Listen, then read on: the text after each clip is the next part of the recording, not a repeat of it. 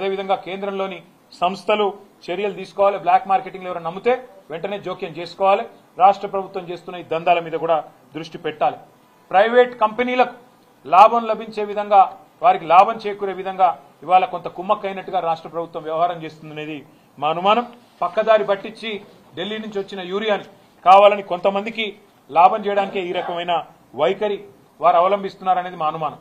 అందుకే ఈ విషయంలో కూడా దర్యాప్తు సంస్థలు జోక్యం చేసుకోవాలి. మరి తప్పకుండా వెంటనే స్పందించాలని కోరుతా ఉన్నాం. అట్లాగే ఆనాడు రామగుండం ఫర్టిలైజర్ ఫ్యాక్టరీని కేసీఆర్ గారి ప్రభుత్వం ఉన్నప్పుడు మేము పెడతామంటూ కేంద్రం ముందుకొస్తే వారికి సకల సౌకర్యాలు కల్పించింది మా ప్రభుత్వం. మేము ఇవాళ కేంద్ర ప్రభుత్వాన్ని కూడా డిమాండ్ చేస్తా ఉన్నాం. మేము సంపూర్ణంగా సహకరించినా ఆ ఫ్యాక్టరీ ఇవాళ ఫుల్ కెపాసిటీతో పనిచేస్తలేదు. మరి మన దగ్గరనే ఫర్టిలైజర్ ఉత్పత్తి అయి మన రాష్ట్రంలోనే ఫర్టిలైజర్ షార్టేజ్ ఉండడం అనేది మనకు సిగ్గుచేటు. కాబట్టి వెంటనే ఈ విషయంలో కేంద్రం కూడా స్పందించి సమీక్ష చేసి రామగుండం ఫర్టిలైజర్ యూనిట్ ని కూడా, ఫ్యాక్టరీని కూడా పూర్తి స్థాయిలో పనిచేసే విధంగా చర్యలు తీసుకోవాలని చెప్పి కూడా మేము కోరుతా ఉన్నాం. అట్లాగే బీఆర్ఎస్ ప్రభుత్వంలో ఆనాడు మరి వానాకాలం డిమాండ్ కేవలం 9.8 లక్షల మెట్రిక్ టన్నులుంటే ఆనాడు సకాలంలో మేము ఎరువులు అందించినాం. ఈ రోజు మరి ఆనాడు మన ప్రభుత్వం ఉన్నప్పుడు సీజన్ 10-12 లక్షలు ఉన్నప్పుడు కూడా అందించగలిగినాం. డిమాండ్ ఉన్నప్పుడు బఫర్ స్టాక్ పెట్టుకున్నాం, కొన్నాం. ఏ డిమాండ్ ఎక్కడ దేశంలో లేనాడు కొన్నాము.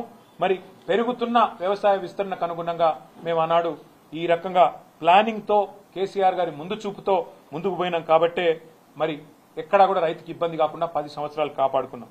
సీజన్ మొదలు కాకముందే కేసీఆర్ గారు 24 గంటల పాటు మరి సమీక్ష చేసి ఎక్కడికక్కడ ప్రతి జిల్లాను కూడా మరి సన్నద్దం చేసి ఎక్కడ కూడా రైతుకి ఇబ్బంది కాకుండా మా అందరినీ కూడా పురమాయించి పనిచేయించేటోళ్ళు.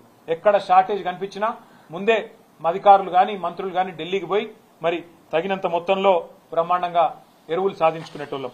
కానీ ఈ రోజు ఈ ప్రభుత్వానికి ఏ పట్టింపు లేదన్నది మళ్ళొకసారి అర్థమైంది. అందుకే రేవంత్ రెడ్డిని మేము అడిగేది ఒకటే, నువ్వు మరి ముందుకు వచ్చి ఎరువులు సరఫరా చేసే విషయంలో స్పష్టంగా బ్లాక్ మార్కెటింగ్ విషయంలో ఈ రాష్ట్రంలో జరుగుతున్న పరిస్థితుల విషయంలో ఒక శ్వేతపత్రం విడుదల చేస్తావా? ఎంత వచ్చింది, ఎంత సరఫరా జరిగింది, ఎంతమందికి ఎంత ఎరువు అందింది, ఎంత పక్కదారి పట్టింది, ఎంత బ్లాక్ మార్కెటింగ్ జరిగిందనే విషయంలో రాష్ట్ర ప్రజలకు నిజం తెలవాలంటే మరి వెంటనే శ్వేతపత్రం ప్రచురించాలని చెప్పి మేము డిమాండ్ చేస్తా ఉన్నాం. లేని పక్షంలో మరి క్షేత్రస్థాయి నుంచి రాష్ట్ర స్థాయి దాకా పోరాటానికి నిర్మాణం చేస్తాము. చివరగా మరి పోరాటంలోకి పోయే ముందు నేను ఎక్కడికక్కడ ఇవాళ నాకు రెగ్యులర్ గా ప్రతి ఊరు నుంచి ప్రతి నియోజకవర్గం నుంచి కూడా ఫోటోలు పంపుతా ఉన్నారు మాకు. అన్న ఇక మా దగ్గర ఇంత పెద్ద లైన్ ఉంది, మా దగ్గర ఇంత పెద్ద లైన్ ఉందని చెప్తా ఉన్నారు. నేను మా బీఆర్ఎస్ సోదరులను కూడా కోరుతా ఉన్నా, ఎక్కడికక్కడ రాష్ట్ర వ్యాప్తంగా ఉన్న మా నాయకత్వాన్ని కూడా కోరుతా ఉన్నా, దయచేసి గౌరవనీయులైన నియోజకవర్గాల ఇన్ఛార్జీలు, ఎమ్మెల్సీలు, ఎమ్మెల్యేలు, మాజీ పార్లమెంట్ సభ్యులు, మాజీ జిల్లా పరిషత్ చైర్మన్లు, జెడ్పీటీసీలు, ఎంపీపీలు అందరూ కూడా దయచేసి రాబోయే వారం రోజుల పాటు అన్ని నియోజకవర్గ కేంద్రాల్లో, అన్ని నియోజకవర్గాల్లో, అన్ని సొసైటీ కేంద్రాల్లో ఎక్కడికక్కడ మరి ఈ ఎరువుల పంపిణీ కాడికి మనం పోవాలి, రైతులతో మాట్లాడాలి. ఆనాటి పరిస్థితి ఎట్లుండే ఇవాళ ఎట్లా ఉన్నదో వారికి గుర్తు చేయాలి.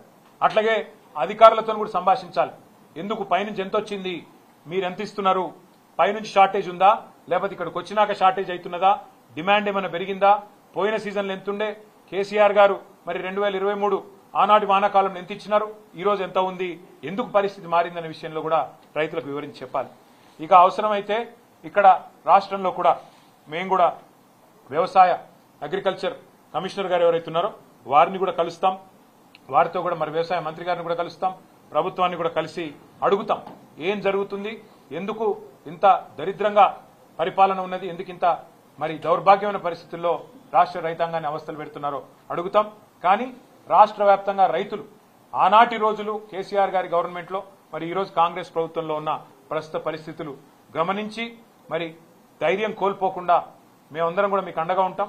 ధైర్యం కోల్పోకుండా పోరాటానికి నడుం బిగించాలని మేము మా పార్టీ తరఫున విజ్ఞప్తి చేస్తూ, మా నాయకులు రాబోయే వారం రోజుల పాటు క్షేత్రస్థాయిలో విస్తృతంగా పర్యటిస్తారు. అందరం కూడా ప్రతి నియోజకవర్గంలో కూడా అన్ని సెంటర్లకు పోతాం, ఎక్కడికక్కడ రైతుల తరఫున ప్రభుత్వాన్ని నిలదీస్తామని చెప్పి కూడా తెలియజేస్తూ రాష్ట్ర రైతాంగం ధైర్యంగా ఉండాలని కోరుతాం. ఉపరాష్ట్రపతి ఎన్నిక విషయంలో నిన్న మొన్న మరి అటు ఎన్డీఏ ఇటు ఇండియా